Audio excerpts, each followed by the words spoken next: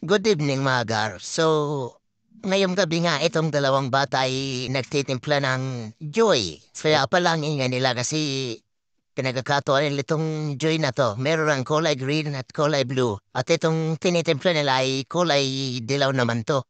O flavor lemon siya. Ganito pala ang process ng paggawa ng Joy. Ayan. Siguradong mabango to kasi maganda yung nagme-mekos-mekos oh. Uy, uy, sana all! Pwede na!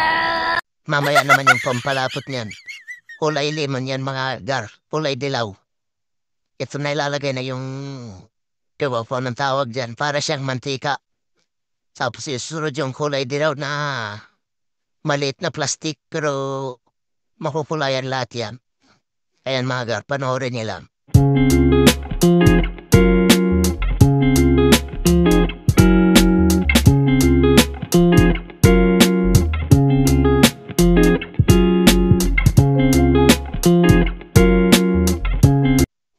Yan na yung magpapalapot sa kanya mga gar. Yung kulay puti na yan. Kailangan iubos yan para malapot na malapot. Tapos maghihintay pa ng 24 hours bukas para isalin sa kanyang lagayan.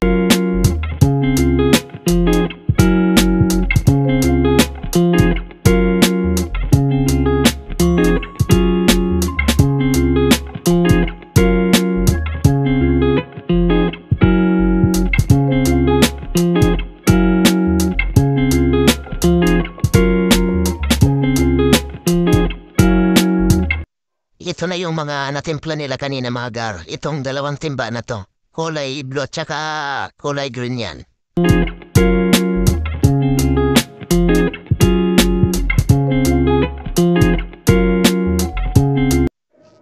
At dito naman yung lagayan niya mga gar. Isang litro siya. Kaso di pa alam kung magkano ang bintahan nito. Di pa alam ang presyo mga gar. Baka magustuhan niyo mga gar. Mag-order lang kayo sa akin. I-message niyo lang ako dito sa it the account ko.